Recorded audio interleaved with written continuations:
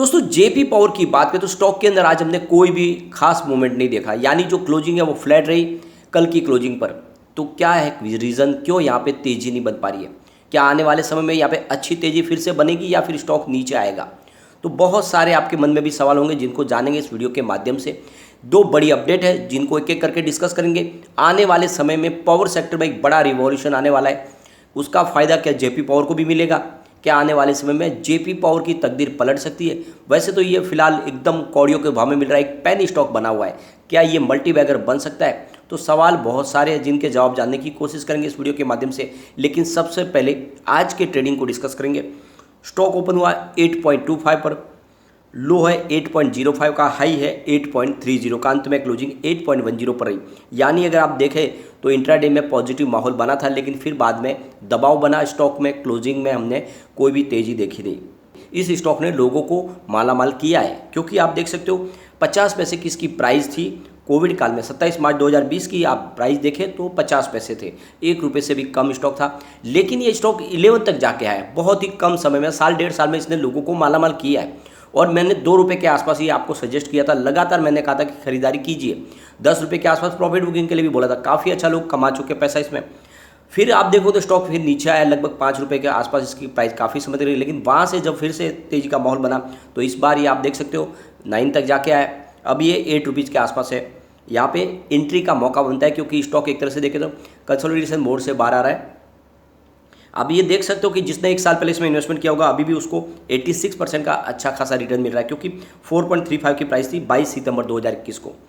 अब जिसने 6 महीने पहले निवेश किया होगा उसको भी 15% का अभी भी अच्छा रिटर्न देखने को मिल रहा है, क्योंकि 6.85 की प्राइस थी 24 मार्च को। यहाँ पे जिसने 1 महीने पहले इन्वेस्टमेंट किया उसको भी 5.88% का अच्छा रिटर्न देखने को मिल रहा है, क्योंकि 7.65 की प्राइस थी। तो ये आप देख सकते हो कि स्टॉक की परफॉर्मेंस तो काफ़ी अच्छी है। अब आप देख सकते हो कि इस रिसेंटली ये 9 तक भी जाके आया, अभी 8 रुपये के आसपास है, खरीदारी की जा सकती है। लेकिन यहाँ पे जो दबाव बन रहा है इसके पीछे सबसे बड़ी वजह है इसके वॉल्यूम में कमी। लोगों का रुझान थोड़ा सा कम हुआ है। एफआई की तरफ से जो एग्रेसिव खरीदारी हो रही थी उस पर एक ब्रेक लगा है, और हमने देखा भी है 3-4 दिन से एफआई लगातार बाजार में बिकवाल बने हुए। और नतीजा ये रहा कि एफआई की बिकवाली की वजह से हमें रिलायंस पावर हो या फिर सुजलोन एनर्जी हो या जेपी पावर हो, ये जितने भी पेनी स्टॉक है जिनमें एफआई का अच्छा खासा होल्डिंग है वो सारे दबाव में आ गए। इसको आप अच्छे से वॉल्यूम से समझ सकते हैं। पिछले 1 महीने पहले इसका 15 करोड़ का वॉल्यूम था, जो 1 वीक पहले घट के 10 करोड़ तक आ गया। और आप देख सकते हो कि कल 7 करोड़ का वॉल्यूम था, वो आज घट के 5 करोड़ पर आ गया। तो इसका मतलब ये है कि यहाँ पे खरीदारी काफ़ी कम हो रही है। अब बिकवाली तो वो ऑलरेडी हो नहीं रही इस लेवल पे, लेकिन खरीदारी भी नहीं हो रही है, और इसी वजह से यहाँ पे आपको बड़ी करंट आती हुई दिखाई नहीं दे रही है। लेकिन ये सिचुएशन जल्दी ही चेंज होने वाली है। यहाँ पे फिर से पॉजिटिव माहौल बनेगा कि जो एफआई यहाँ पे प्रॉफिट बुक कर चुके हैं वो फिर से थोड़े से निचले लेवल पे फिर से एंट्री करेंगे, और ये सिलसिला चलता रहेगा। ये आपको ध्यान रखना है, चाहे जितने भी ये पेनी स्टॉक है, जो ये सारे के सारे जो वॉल्यूम टॉपर होते हैं इनमें डिलीवरी बेस्ड काम होता है। 5-6 दिन के लिए, 10 दिन के लिए जब 10-15% का अच्छा खासा रिटर्न मिलता है तो प्रॉफिट बुकिंग हो जाती है। लेकिन ये स्टॉक फंडामेंटली भी अच्छे लग रहे हैं। लॉन्ग टर्म का नजरिया लेके अगर आप चलेंगे तो आने वाले समय में आपको बहुत अच्छा रिटर्न मिलेगा, क्योंकि आप देख सकते हो कि 1.5 साल पहले 50 पैसे से जो स्टॉक उठा था अभी भी 8 रुपये के आसपास है, तो अच्छा रिटर्न तो दे चुका है। वैसे ही आने वाले साल 2 साल में ये अभी जो 7-8 रुपये के आसपास स्टॉक मिल रहा है वो 50 को आराम से पार कर ही सकता है। तो मौका है, खरीदारी करेंगे। यहाँ पे इसके बीच में एक बड़ी अपडेट निकल के आ रही है। गवर्नमेंट की तरफ से एक बड़ा डिसीजन लिया जा रहा है। सरकार चाहती है कि जो डिस्कॉम के माध्यम से जो डिस्ट्रीब्यूशन होता है, जो स्टेट के हाथ में कंट्रोल होता है, वो सरकार अब सेंट्रल गवर्नमेंट लेना चाहती है अपने हाथ में। यानी पावर डिस्ट्रीब्यूशन का सारा कामकाज सरकार चाहती है कि उनके हाथ में हो।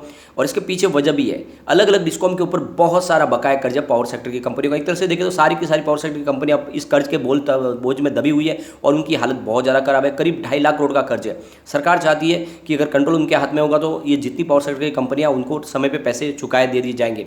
तो इसीलिए सरकार कंट्रोल लेना चाहती है। लेकिन सारी स्टेट गवर्नमेंट ऐसा नहीं चाहती, वो चाहती है कि जो कंट्रोल है उनके हाथ में ही रहे।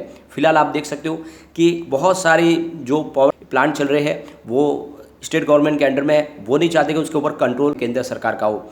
सेंट्रल गवर्नमेंट की जो ये मंशा है ये स्टेट गवर्नमेंट को बिल्कुल भी रास नहीं आ रही है। उनका कहना है कि एक तरह से हमारे अधिकारों का ये हनन हो रहा है, क्योंकि हमारे खुद के पावर प्लांट्स हैं उसके ऊपर भी अब सेंट्रल गवर्नमेंट अपना कब्जा करेगी, उनके हिसाब से निर्णय ले जाएंगे, तो फिर हमारा तो यहाँ पे नुकसान हो जाएगा। एक तरह से देखें तो जो हमारे हाथ में बेनिफिट है वो सारा खत्म हो जाएगा, और इसीलिए ये मामला अब बिगड़ेगा। आगे क्या संभावना बनी देखने वाली बात है। लेकिन केंद्र सरकार चाहती है कि जितनी पावर सेक्टर की कंपनियां उनकी सेहत में सुधार हो, जो उनके ऊपर लगातार जो बोझ बन रहा है वो बोझ को कम किया जाए, इसके लिए निर्णय लिया जा रहा है। और बड़ी अपडेट निकल के आ रही है, श्रीनगर में all India power engineers federation की मीटिंग हुई है। इस मीटिंग में फैसला लिया गया है कि आने वाली 23 नवंबर को दिल्ली में प्रोटेस्ट किया जाएगा। जो सरकार अमेंडमेंट बिल ला रही है उस बिल का विरोध किया जाएगा, उस बिल को वापस लेना होगा सरकार को। जिस तरह से पहले फार्मर्स के लिए जो बिल लाया गया था उसको वापस लिया गया था, वैसा ही प्रोटेस्ट करने की तैयारी की जा रही है। उनका कहना है कि यह बिल किसी के भी फेवर में नहीं है, यानी उनका कहना है कि ये जो बिल है यह एंटी एम्प्लॉयज़ है और एंटी पीपल है, क्योंकि इसकी वजह से किसी को फ़ायदा होने वाला नहीं है। उनकी तरफ से जो कहा जा रहा है कि एक तरह से प्राइवेट प्लेयर जैसे ही एंट्री करेंगे यहाँ पे तो जॉब चली जाएगी एम्प्लॉयज़ की। कोई भी प्राइवेट प्लेयर जो सरकारी महकमे के अधिकारी हैं उनको जॉब नहीं देंगे।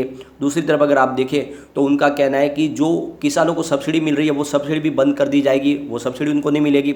और सबसे बड़ी बात कही जा रही है कि पहले लालच देने के लिए वो सस्ते में बिजली बेचेंगे और जैसे ही धीरे धीरे डिस्कॉम कमज़ोर हो जाएंगे तो उनका अगर एक छत्र राज्य स्थापित हो जाएगा उसके बाद में वो बिजली का बिल बढ़ा देंगे, लोगों को लॉस होगा।